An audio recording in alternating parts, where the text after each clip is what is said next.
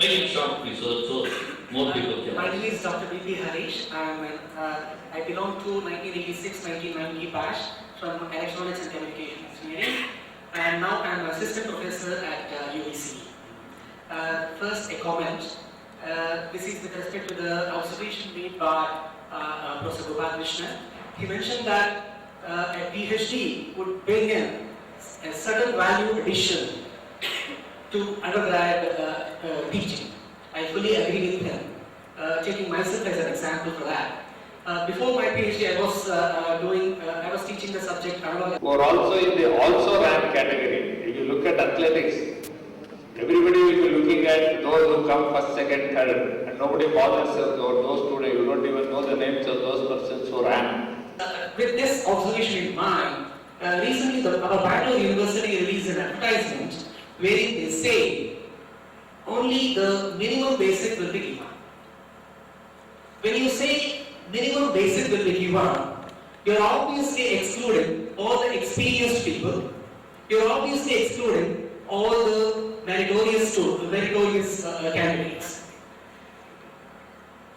Should we not bring in what we speak in these fora into policy implementation? Policy formulation is there in our country. It's wonderful. When it comes to its implementation, why? And I was just wondering, and I made an inquiry at the university to find out. At the university, I made an inquiry to find out: are you not excluding the meritorious? Are you not excluding the experienced faculty by putting such restrictions? The answer I obtained was, earlier we used to give pay protection and it was being misused. Well, fine. It is like, because I have a running nose, I just want to cut it off without really realizing the primary function of the nose. Your comments, sir. I would not like to enter into this because it's a big debate. I mean, it becomes something quite different from the research. If I have time, I'll come back to that. I want to listen to the students who put their hands up in the last row. Please. No. Pardon me, sir, but I thought the youngsters must react. It's finally the youngsters who build the next future of the university. So listen to them. Yeah. Okay, good afternoon. I'm Bharat from ISC. I'm currently studying in information science. Sir, you told that the companies don't go to the colleges in India in search of research. So, I mean, you told in US and all the companies fund the research program. But I don't find such things happening in Indian colleges, excluding IITs and ISC. So, why are the companies coming to our colleges? I mean, in our college now, we have an active research group going on, and many students are writing paper, they're presenting in lots of international conferences, but we don't find any companies coming forward saying that we are interested in your research. So, can't the alumni change this because most of the alumni are entrepreneurs and they own their own companies. So they can do a great deal of good thing for the VC if they can come forward saying that they are interested in researchers. I totally agree with you. But I want to tell you something. Why is that Indian industry doesn't look for Indian alumni? It's lack of confidence. I worked in defense research. I know how great difficulty we have to sell any of the technologies we produce. In 1970s, late 70s, perhaps Sundara would try it, the electronic switching system was done in LRD for an army project. But somehow, if in the defense project, okay, even if there are not something you package on a one-by-one basis, hand carve one and give it to them. I think the technology was not yet ready to be transferred in a packaged form to an industry. So when India went for electronic switching, they went to a cross-bar exchange, which my previous father Natarajan used to say, a cross which India could not bear. Technology was available, but they didn't have confidence. What happens is in the academic life, in a laboratory or academic institution, if you expect the technology to be perfectly packaged for industry to produce, it is not going to happen. It doesn't happen in America also. So the industries may have to do some more work, which Indian industries are not ready. System is changing. In the last 10-15 years, there is much more involvement of industry. I have a feeling by the time some of the youngsters become designers, you will see that your technology will be taken by the Indian industry. I often keep saying, Indians seem to do very well in technology, very well. It is India which doesn't do well.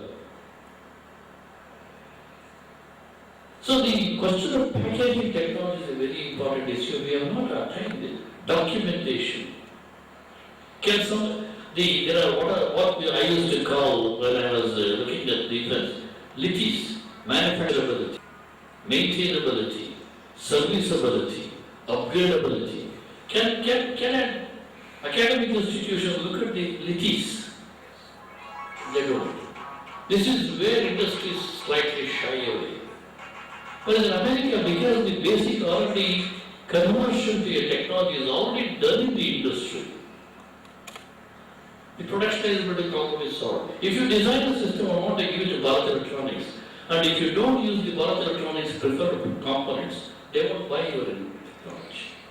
So there are a lot of problems, but of late it's happening, and I see in the last 5 years itself, since I retired and come settled here, the number of people industries going to the academic environment to interview is becoming more. But your problem is a genuine one. People like myself and so find this on every day basis. Why is that industry is not coming? Perhaps somebody like Vasant Kumar will tell you that these are the problems which we encounter. It takes a little more time. Patience. I think it will happen. Somebody else there, yeah. Back, yes, go ahead. I'm also a student from the college. I'm doing third year information science. I have more of a suggestion than a question. I'm sure many of you have said that there is a lack of quality in the students. They just study for their exams and they don't learn the concepts.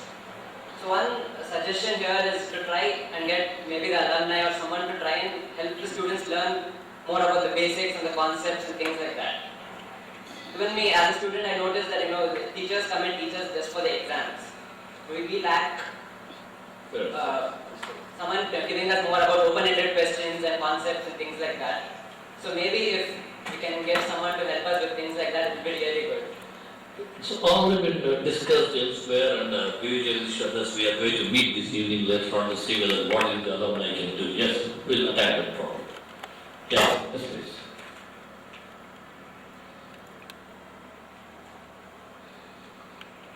Good afternoon, everyone. This is more of a comment, not a question. Taking into view what has been said all this long, why students lack basics and why industries don't come for R&D in colleges. What I feel is we are stuck in a vicious circle. Now, colleges don't produce good quality students, so companies don't come. The companies are more service oriented. So the colleges produce students who can do job for service oriented companies. So that again, companies don't come. So we come to a circle where the college doesn't want to input more into basics because the companies are looking for it. Companies don't come because colleges don't have it. So somewhere the college has to take a step and say, it's okay, even if you don't get placed, you can work in the college as a project training or something. For example, we have the 6 months project that we take up at the end of the semester. Most of students try to go out to the company to do it. Why can't the student stay in the college and work on a project that the professor defines? That's where I think the student can actually sit and think by himself as to what a project is, what a problem is, and learn basics better. So I think somewhere the college will have to break this vicious circle to make the companies come to college for research. I want to add something there. I'm sure there are teachers from UBC here. Your apologies, don't take that as a personal attack. At least the number of teachers whom I have interacted with, I'm sure Dr. Natarajan will agree, are in the undergraduate education wants to just teach that course. Many of them don't look at what this will do to these students in the years to come. It depends on how much of interest you have to see that your next generation goes into a development mode. If you teach, as it happens, as you rightly point out, if you teach from the examination point of view, you are going to get 3 questions from this chapter, 2 questions from this chapter, how to answer that. That chain has to be broken and we should start down. It is not happened yet widely, but it is happening. So the lot of responsibility rests on the teachers. And one could argue why the top students don't become teachers. You must also remember that a teacher is a perennial student. Unless he keeps on upgrading his lecture, he is not going to be. How will the upgrading be done? According to us, at least on this panel, one of them is research. There are other methods of upgrading yourself. So I'm not going to be dogmatic about that. As I said, you're not going to be a good teacher if you're not a good researcher. That's not true.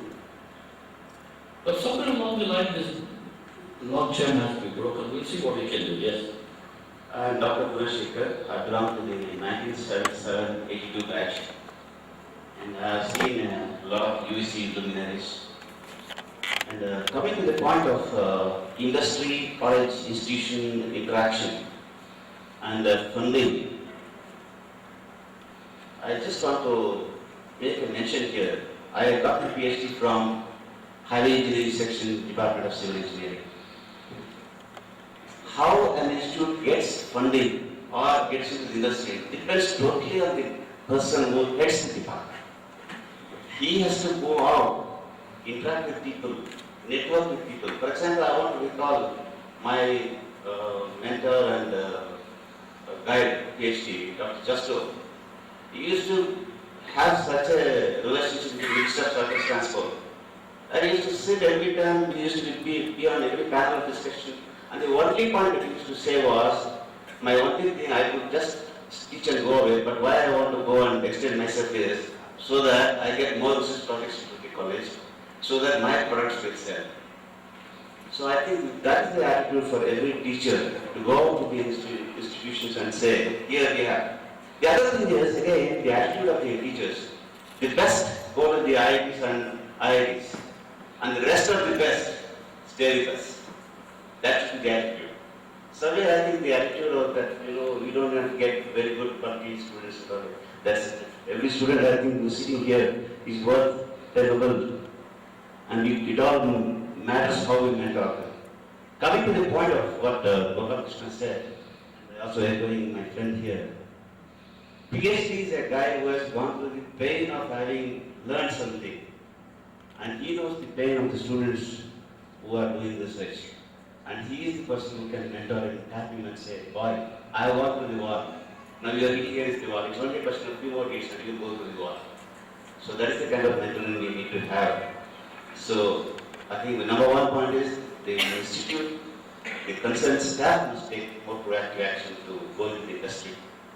The other is, again, instead of looking at small definitions of learning, I want to take a line from Dr. Natarajan. Institutes could do more theoretical research. And one area where I find there is a lot of research that could be done is in evolving design manuals. We could prepare design manuals. If you learn about water supply engineering, ultimately the test of PRE you learn what supply engineering is, you could design a water supply network. So if you prepare a design manual, the student goes through that, all that he has learned as fundamentals will stick. It's like a large part of the painting. There should be something to stick on. So I think there's a lot of scope in the theoretical research that institutes can do in the place of when they don't have plans. Thank you. Sir, I have a brief. Hold on. Last 2 questions. I have a brief. No.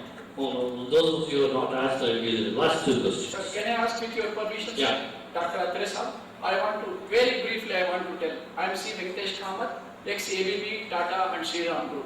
I have sat in a lot of interview boards. My observation is, students, especially maybe UBC and others, they just don't read business papers at all. What's happening in this thing?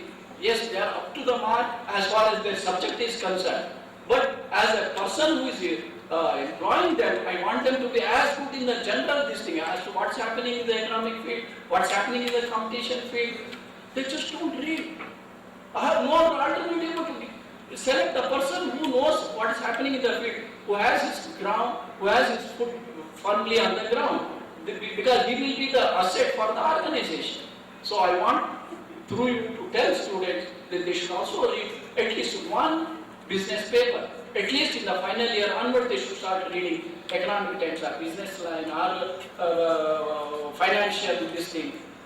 Something they should start reading. Other than film movies, that, this and all that, they should also read about business and other things. Okay. Thank you. Yeah.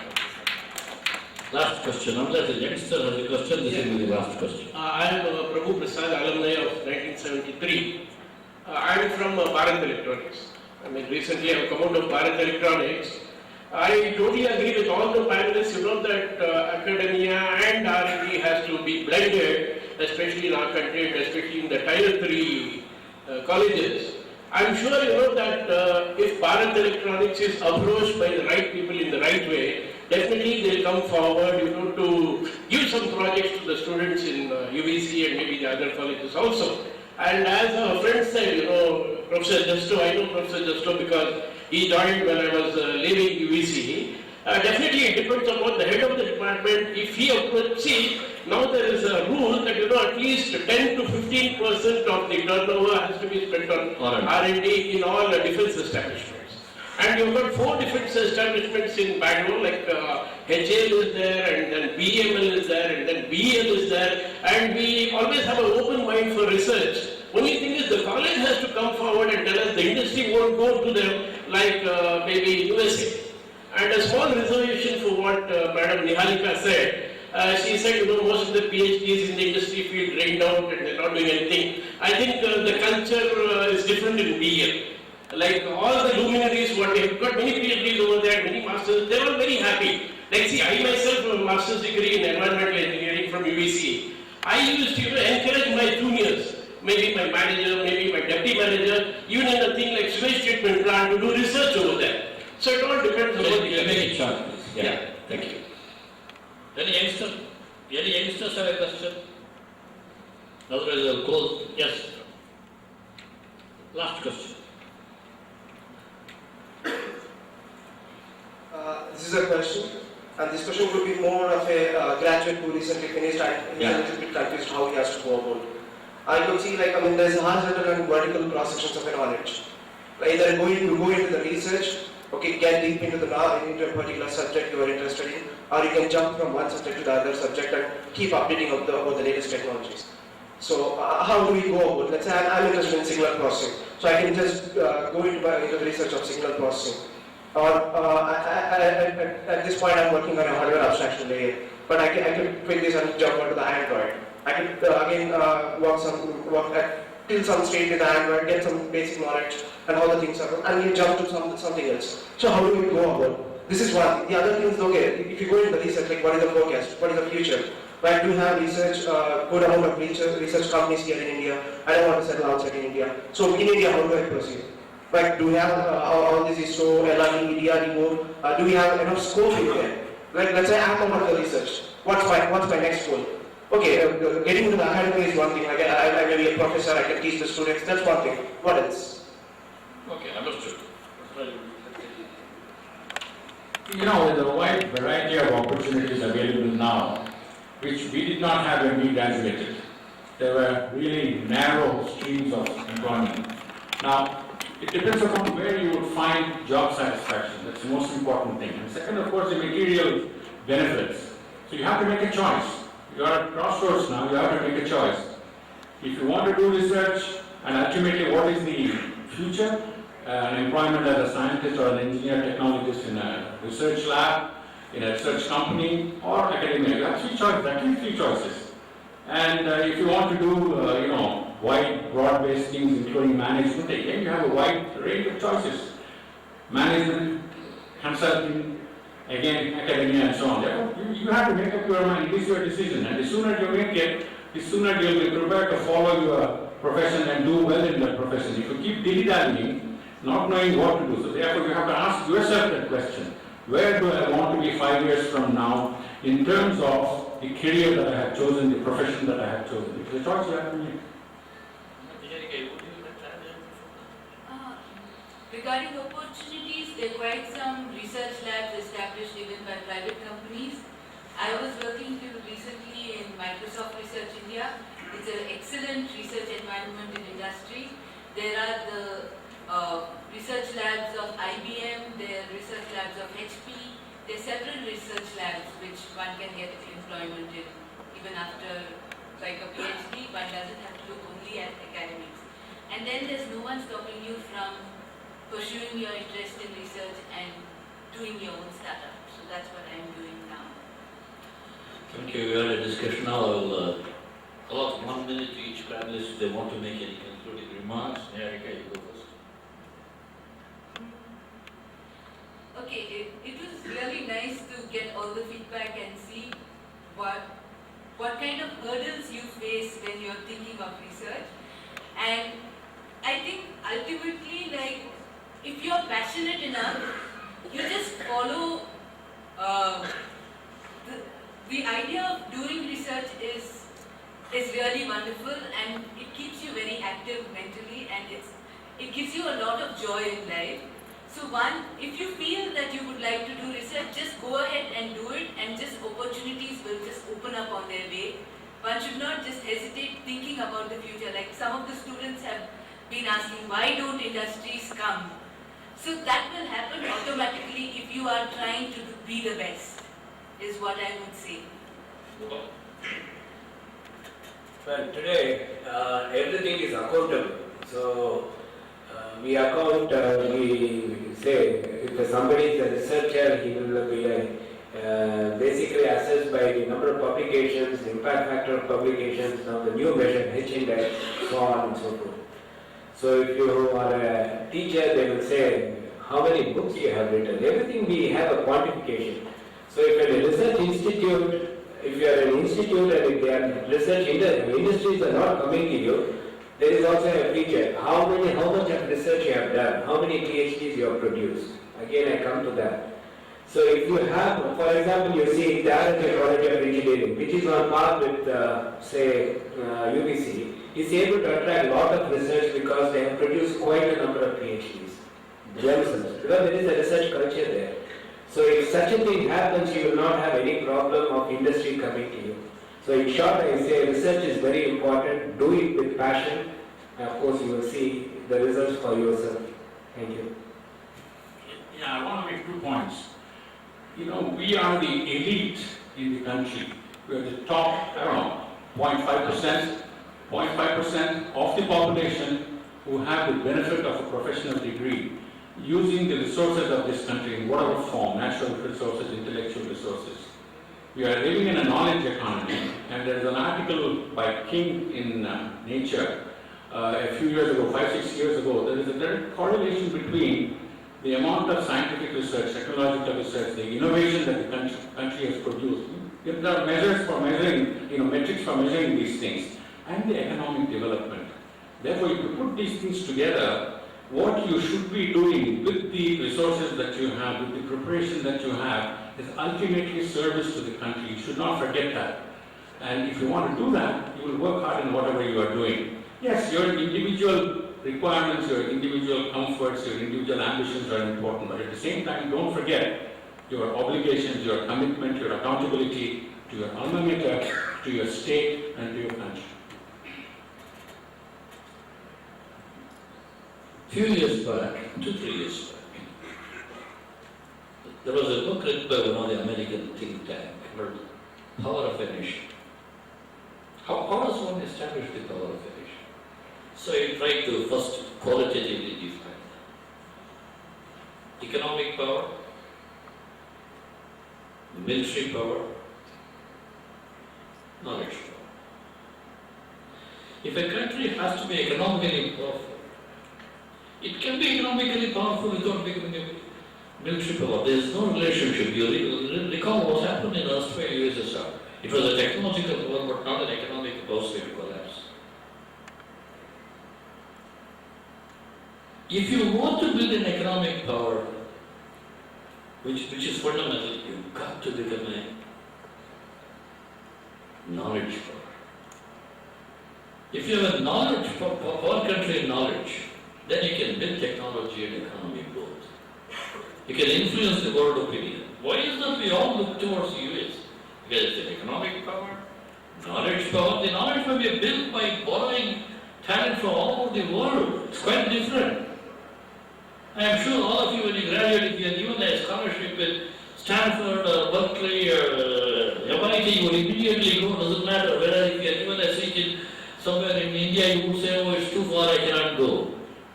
So they have built a knowledge power. India is today capable of building this knowledge power. This knowledge power fundamentally depends on science and technology. Otherwise you can't build wealth. In fact, recently, one was talking about a technologically third-rate country is going to be a third-rate country economically, politically, and socially. So building technology as a knowledge base is extremely important. If you want to do that, you've got to do research. You cannot always borrow techniques from outside and try to build your research culture. If you look at Japan, they built it in 6 years. They first stole technology as a sort of, they started microelectronics technology. But what did they do? Within few years, they displaced America. Cameras and audio-visual equipment, you never heard of American firm. So you suddenly heard of Sony, AICTE, Panasonic, Americans were finished. But now, Japan is also a technological and science power. India is nowhere near being a science and technology power. Let's be honest. There are lots of science and technologies. As I said, Indians are very good. They have built technology. 50% of Silicon Valley is owned by Indians. But India itself doesn't do. We don't look for new ideas. If Jagadish Chandra Bose, as Rudam pointed out, looked at microwaves, why didn't you build a cell phone? Before cell phone was built, have you heard of Finland? I'm sure most of you would have even pointed out Finland on a map. One Nokia did it. One Nokia put in Finland at the place where cell phones started spreading around. So research culture is essential. Not from the sake of point of view of looking at only publishing papers. You must publish people, otherwise you won't know. Ideas must be generated. Innovations must be looked. As I said, I will never talk about it to have innovation. Research is necessary. Learning at the end is learning fundamentals is important. If you don't consider to be arrogant, I also studied in Bangalore Engineering College in graduated 61. We were all taught only transmission, distribution, symmetrical components and others, virtually no electronics. But my background in mathematics and physics was so good I could transfer to signal processing. I became a signal processing expert. And the last 10 or 15 years of time, my time was all spent in aeronautics. I could change over because the fundamentals were strong. I could build aeronautics circuits because I know, though I didn't understand thermodynamics, I knew where to look for the answers. Research provides this. So you must all look at research R&D as a niche where your mind expands. Teachers have a very, very important role to play. Yes, the top students can do without teachers. And bottom students do not do without with teachers either. It's the thick and thin of the class which requires guidance, mentoring, and how to go to the newer fields. India is very young. 50% of the people are below 35. The world looks towards India. If you go outside India, the confidence they have about India is much greater than the confidence we have as Indians about India. Everybody tries to think India is the future technological scientific base. I'm not going to argue is science the salvation, is the panacea, no. But without science and technology, you can't build wealth. Without building wealth, you can't build comfort. Without comfort, I don't really want to live. So they are all introvert, there is synergy between them. It is absolutely essential, like a institution like UVC were generated, at least it gave us all our lifetime work. Can't do this. And this is the beginning. Maybe in the next 3 or 4 years will change. But remember one thing, youngsters especially, it doesn't matter what you do. As Ratamaras was pointing out, if you maintain a level crossing, you maintain the best level crossing they do. Be a sweeper or a design engineer, you must decide the best you can do. Maybe better than the best you can do. Then and only then the country can be built. Good luck, God bless. Thank you.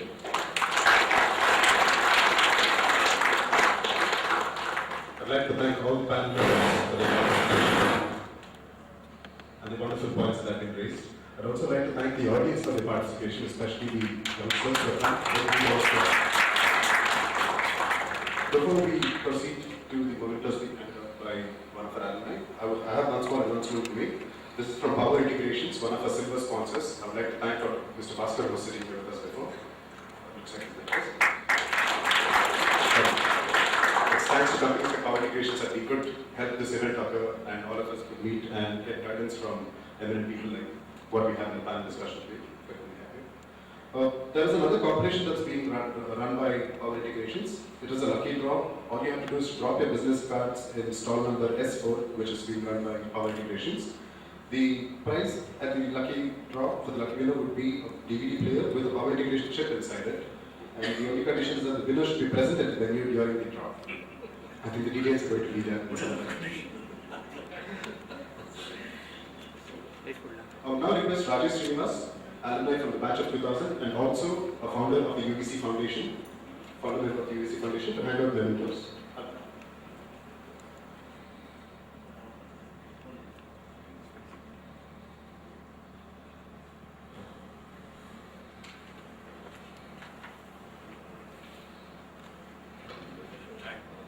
I request Rajesh to first hand over the mentor to Dr. Niharika.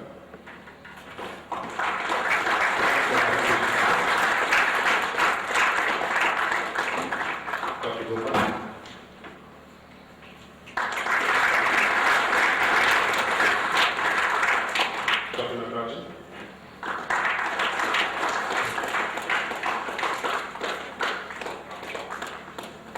Thank you.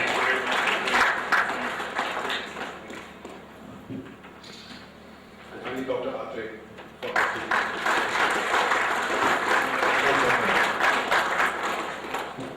I request Rajesh to make a few statements. Namaskara. Good afternoon, ladies and gentlemen. Thanks for being with us here. I know this note of mine and lunch, the distance is very short, so I'll keep it less than a minute. First and foremost, thanks to all the distinguished alumni to be part of this guys and really help us understand the nitty-gritties of research and academia. So, thanks to all of this, sir. I think it's really an honor for all of us as well. Thank you. And for the UVC Foundation, I think we're very, very proud that we have a lot of participation from current students, very distinguished alumni, and of course our staff as well. And I'm very happy to see my staff here and asking the questions as well.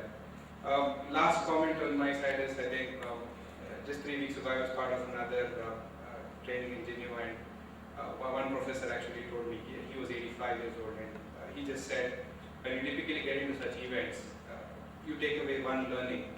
That's something which will stick on and develop for life. So my suggestion to all the students sitting behind, take one learning from this session. Feel free to speak to your alumni today over lunch or something. We'll get to know lots more about it. So thanks for participating again. On behalf of UVC Foundation, thanks for